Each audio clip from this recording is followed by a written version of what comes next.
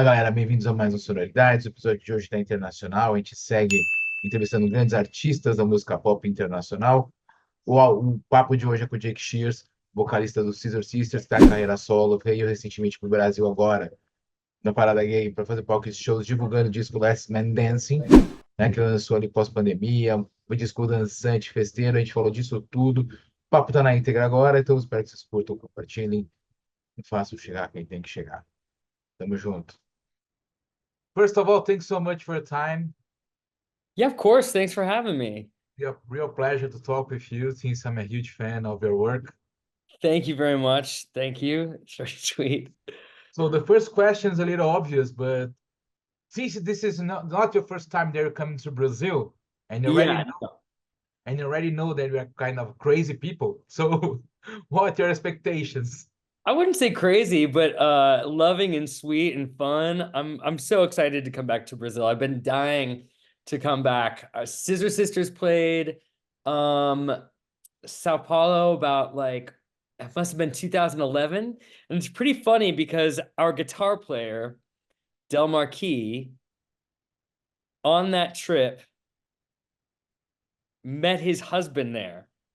Really? And married the guy he met there that last time we played there. They live together in New York now. They're still married and happy.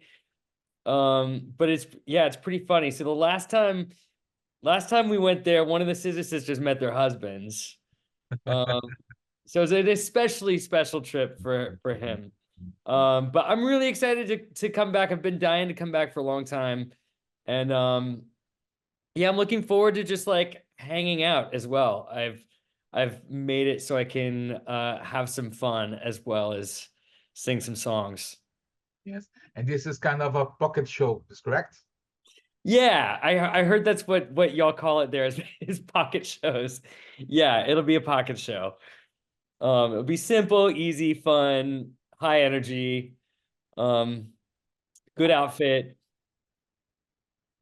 And I'm gonna be the last man dancing at the end of the night. Underneath the strobe light, I'm gonna be the last man dancing. I'll be shaking my bones. I don't care if I'm alone. I'm gonna be. Well, this is your tour with your solo album, your second solo album. Yes. And how do you see the reaction of this album? Because it's a kind of a electric music, a fun music, dancing music that was released after the COVID. So everybody was kind of expecting something like that. I mean, very fun, great vibes. Yeah, it was time for me to release a dance record. My first solo record was very much a rock and roll album and very personal and very sentimental. And it was time for me to make something really fun and energetic. And I wanted to make a party record that you could really play from beginning to end. I'm a big fan of complete albums, and I make my music in that context, and that's my medium for making music. So it really functions as a full record. It's got two very distinct halves to it. Yeah, and the response was amazing. This is the first time I'm actually playing some of these songs again. I've been doing a West End show for the last 8 months. So a lot of my whole last year was doing theater. So I'm excited to get on the stage in another capacity again. It's been a while since I've sung my own songs. And since you talk about theater, we have a lot of musical here in Brazil playing, Singing in the Rain. We have Lion King. Yeah. I think we have Cabaret on the end of the year. I don't know, but if you have the possibility to be here to participate on some musicals, would you like? Oh my God, I would love to. I mean, I really do enjoy doing theater. It's become one of the real loves of my life, and I write it as well. I've got a show that I've written going to Broadway this fall called Tammy Faye. I've worked on it for 12 years. And so I like to write musical theater. I love to be in it. it works another part of my brain. It's a totally different thing. It's extremely hard work. It's very, very intense. But I love it. And I'm really happy that I feel like I'm part of the theatrical world now, as well as the music world. And you received the Olivier, if I'm correct. The show, my musical that is going to Broadway, the actors received, we won 2 Oliviers for Best Actress and Best Supporting Actor. And our Best Actress is going to Broadway. So we've got her name's Katie Braben, incredible performer. But yeah. And you also have an Ivor Novello, if I'm correct, too. I do, yeah, I do, which is kind of a funny thing for someone who's not been born in the UK, because the Ivor Novellas are really, it's a British award, but I got the Ivor Novella for I Don't Feel Like Dancing, which I wrote with Elton John, and so since he's British, it was like the most played song on the radio that year, so we won it together, and so like by default I got an Ivor Novella as well. But yeah. And now you have Bruce Springsteen receiving one. Is he really? Yeah. Is he winning one this year? Yeah. Interesting. Okay, I had no idea. I don't, are they coming up? I think they might be like happening. Are they happening soon? Yes, I think maybe next week or 2. I don't remember the exact date, but I know he's receiving for his career, his impact, but you received first, so you're the first one. Springsteen's got a lot on me. He's got a lot. I'm a very accomplished individual. I could only dream. But he don't have an Olivier. No, no, he does not. Kiki is a party for calming all your nerves. We're spilling tea and dishing just desserts one may deserve. And though the sun is rising, few may choose to leave. So shade that lid and we'll all bid adieu to your ennui. Let's have a kiki. I wanna have a kiki. Lock the doors. Tight. Let's have a kiki. Motherfucker. I'm gonna let you have it. Let's have a kiki. I wanna have a kiki. Die, turn, work. Let's have a kiki. We are gonna serve And work and turn. And honey.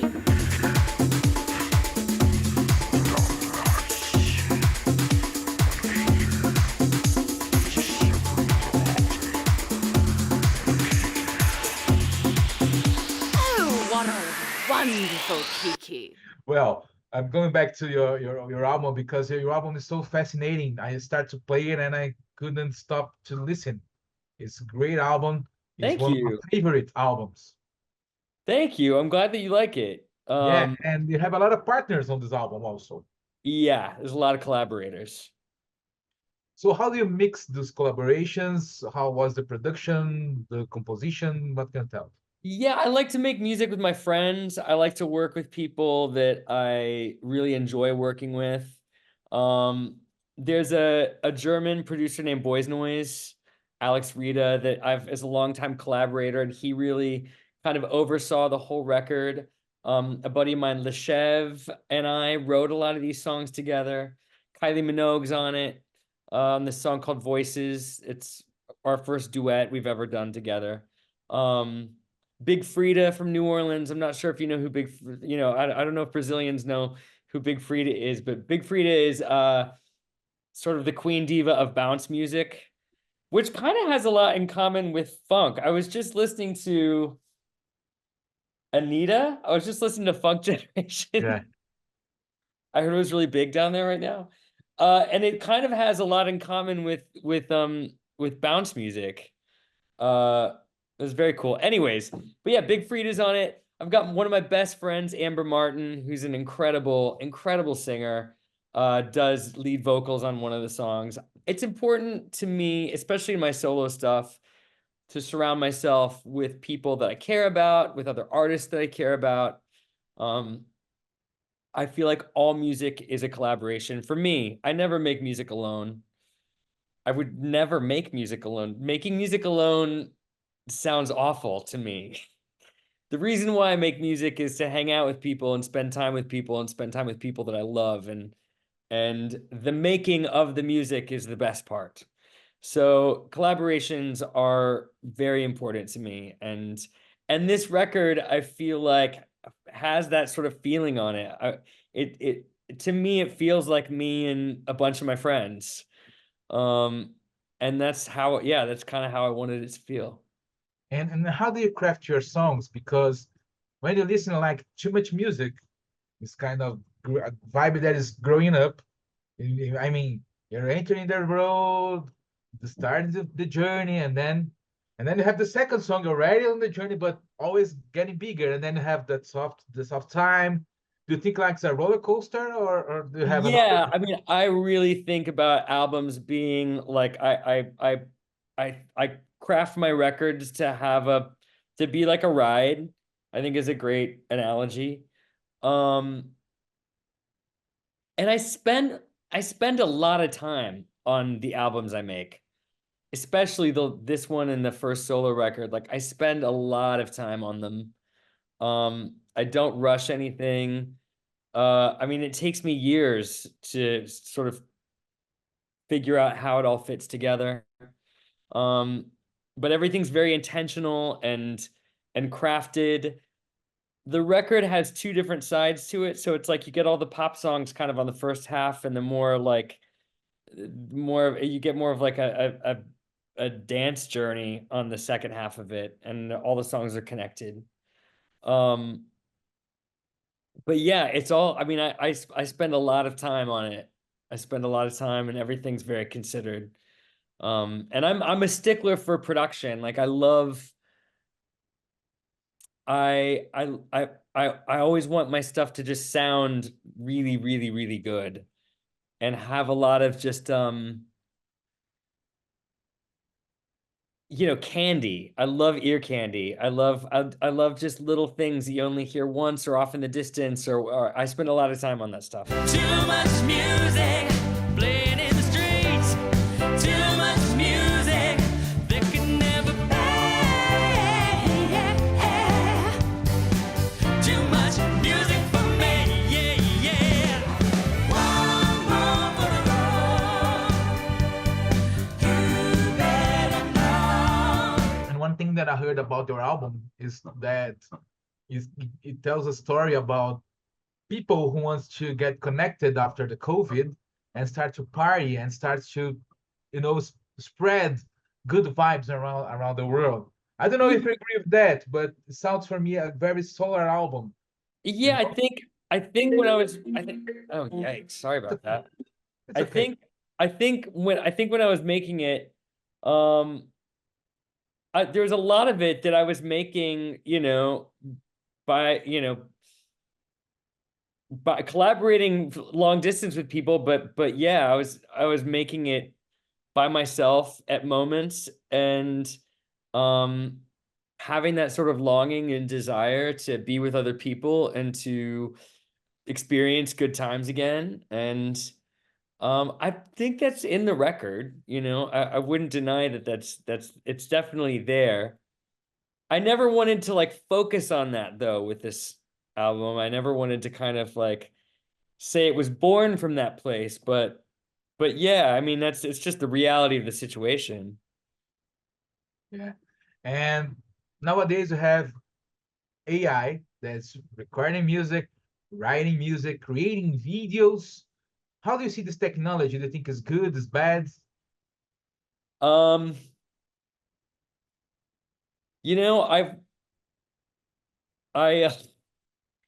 was on the phone yesterday with someone with one of the world's biggest artists, and they sent me a song with lyrics that they had put in the style of themselves, and there was a brand new song by this artist with these lyrics that were just suddenly created, and I found it really depressing. I've been really, really sad about it just in the last day.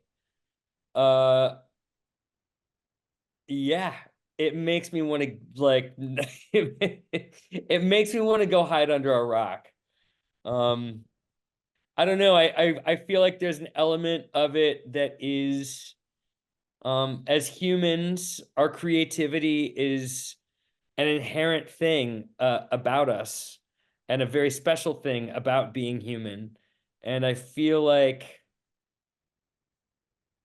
when you outsource that to other things, I feel like you take away a little bit of our humanity. And yeah, I find it incredibly sad. But also we have this technology like releasing and helping Paul McCartney to release the last Beatles songs. Sure, there's great stuff. It's great that he could clean up those vocals, and yeah, it's, you know, there's definitely plus sides to it. But you know, there's something about music and music consumption and music creation, I feel like, that has really changed drastically just in the past few years. And I don't really think we know even what's going on right now. I think it's going to take a lot of time to look back and see. I don't think we even know what's happening, but something's really changing, I think, with music especially. And I don't know if it's for the better. but I but totally agree. you know, I'm always trying to find new artists that I love. I'm always trying to support artists that I love. And yeah, I hope that music for younger people that want to start making music, and I hope it's still a viable living for people that want to spend their life doing it.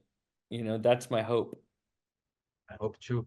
And on the other hand, we have the vinyl. The vinyl nowadays is a great thing also. So how do you see this? Yeah, I think I think vinyl's fantastic. I bet, you know, it's how I listen to a lot of my own music, or a lot of music. I think it's minor though. I think vinyl is like, it's a sweet thing to have, but I think it's, in relation to the rest of how we consume media, it's a pretty small thing. But I'm thankful that I'm happy that people are still listening to vinyl. It's great. It's kind of people getting back to old days, Yeah, vintage days. it sounds fantastic. You know, it sounds good. Nothing sounds like that. Yeah.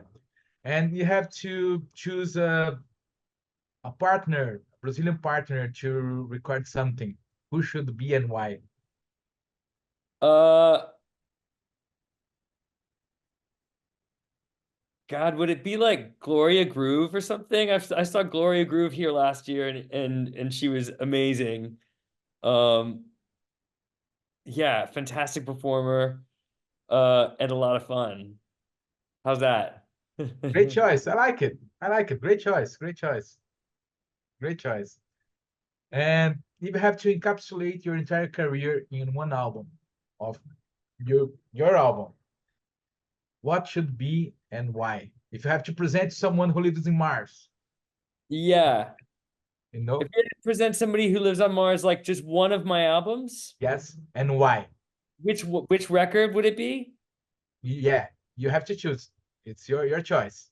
Oh, I would probably the first Scissor Sisters album, you know, is the sort of the most pure, innocent thing that I've probably ever made. And it's, you know, I think that first Scissors record is always going to sort of, it's always going to be that, you know, it's always going to be, you know, the sort of Rosetta Stone of everything that I'll go on to do and that I have done. So I would probably say that first Scissors record. It's got its 20th anniversary. It's been around for 20 years now. So I can't believe, I mean, it does not seem like 20 years have passed. I don't think I look like 20 years have passed, do I? No, you're still good, still good. I think so. I hope so. I can't believe it though. I can't believe it. I mean, like, you know, I'm 45 years old now. You know, and it's gone by like that. But it's been a good 20 years. I'm really thankful that I've been able to do what I love to do and try new things. And, you know, I'm a very, very fortunate person. Yeah. And what's most interesting about your performances with Scissor Sisters is kind of redefine the greatest thing about concerts. I mean, people want to have fun. when you go to concerts. Yes. And we definitely, we threw a party as a band, and that's what I do with my solo stuff is I just like, it's very important for me when people come to shows to like, I love hosting parties. I'm a Libra. I was born October 3rd. I'm very much like a consummate host. And to me, putting on a concert is sort of like it's like the ultimate party that you could throw. So it's always been very important to me is showing people a great time. Yeah. And now, since you're a reference for a lot of people, for a lot of great singers, people who want to perform in great shape on Broadway or on theater, people who want to compose great songs, what advice you should give to them, or you think you can give to them?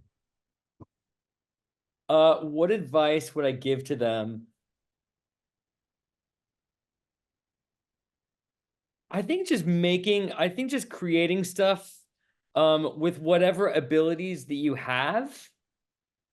I don't think I've never learned how to play an instrument. I can write on a piano and guitar a little bit, but like I don't play anything, but I still write all my songs.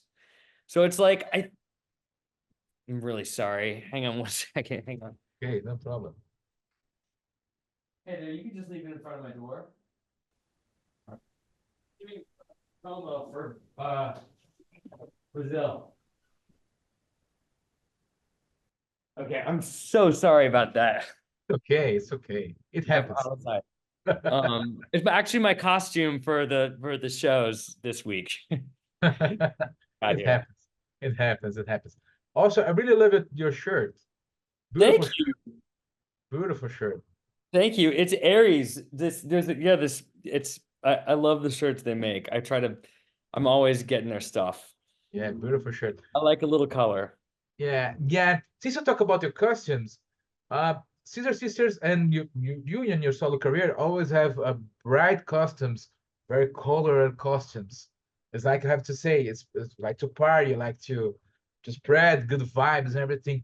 Do you think that color, music melts and gives a joyful experience on stage, something like that? Yeah, I think it's really important to put on a show for people and to have showmanship. And I think costumes and color and surprises are part of that. I always try with my costumes to have surprises in them. That's just it's worth one moment it can be what people remember, so you want to try to like, even if it's just one little detail. I think it's really important as far as putting on a show and giving people something memorable to walk away with. Yeah, it's like we said here in Brazil, it's the details that matter.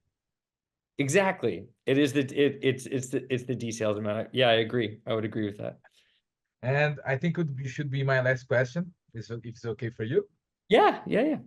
If Jake from nowadays had to give some advice to Jake from the beginning, not from the beginning of Scissor Sisters, but the beginning of his career on the art career, no matter what art was, but for the very first beginning, what should you say to him? And what this Jake from the beginning should say to you nowadays? Oh my goodness. What would I say to Jake at the beginning? I would say that it's necessary to be a little bit delusional. I think to do what we do it, I think this sort of career and this kind of life choice, I think there's something in you that has to be a little bit delusional. I think that you're not always going to be grounded in reality if you want to achieve your dreams. And then what would Jake say to me now? Yeah. Like a young Jake say to me.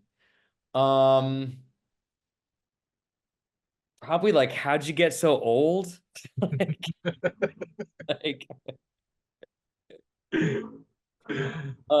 you know, I never yeah, I probably would be, I'd probably just be shocked that I'm still doing it.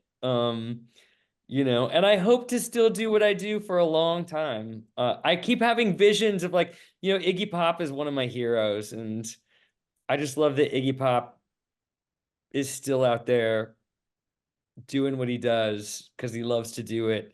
And that's what he was born to do. And, you know, what I do and performing and writing and bringing joy to people is what I was born to do. And I hope to do it for as long as I can.